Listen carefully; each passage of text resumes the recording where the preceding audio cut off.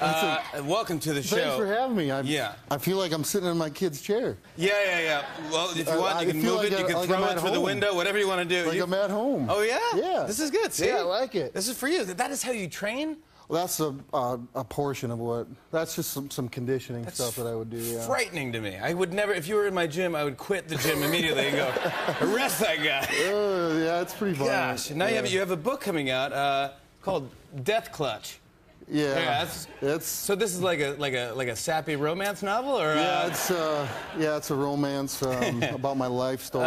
No, you have a pretty interesting story, though. Where are you from originally? I'm from Webster, South Dakota, a small town. I grew up on a dairy farm, and you know, my mom and dad were hard-working people, and I left Webster en route to, I started wrestling when I was 5 years old, and followed my dream all the way to Bismarck, North Dakota, won a junior college championship there, and then I went to Minneapolis and won a Division I national title in 2000, and then I went to the World Wrestling Entertainment, had enough of that, wasn't for me, and tried out for the Minnesota Vikings.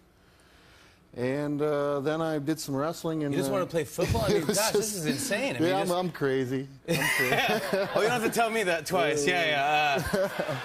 In fact, I saw this here. Look at this. Look at this tattoo that you got on your chest there. What is that? Just a blade? That's a sword. Some sword. And does this sword exist? Somewhere it does. Somewhere in my mind, somewhere in my mind, I thought that would look good on my chest. Yeah. You know? I thought the same thing. And so I got one done there. Pretty good matching tattoos. Yeah, I appreciate that. We should never go to the pool together. Or the bar and then end up at the tattoo parlor. Exactly, yeah. Now, Ultimate Fighter, Season 13. On this show on Spike, you're coaching these young dudes to fight. Yes. And you're coaching against Junior Dos Santos. Yeah, the show is a reality series. It's in its 13th season.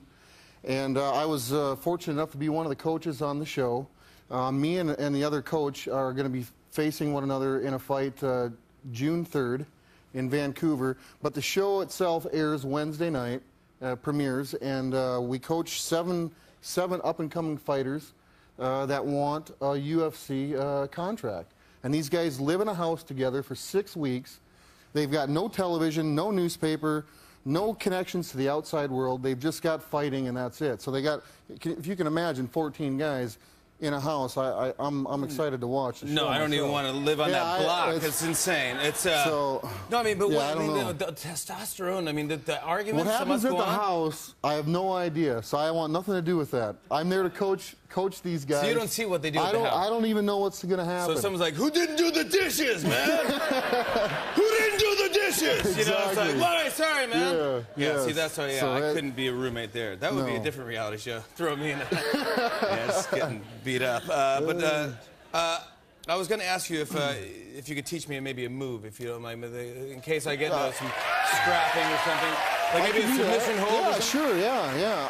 But don't teach me the book title. I don't want the death clutch. In the fight world, it's something very basic, and an advantage that you get on your opponent is to get behind or take your opponent's back. Okay. So if you were to, I'll demonstrate on you. It's just a version of the rear naked choke, and then you can attempt it on rear naked choke.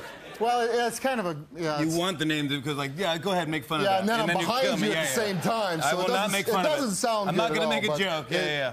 But it's just a matter of taking your opponent's back. Should I do it on you first? Well, I'll let you, but I'm just going to show you how to, and you just clasp your hands like so, all right? Yeah, so if you were to take me down and you got my back, and you reached over. What's up, sucker? And then you just try to reach over, just something like that.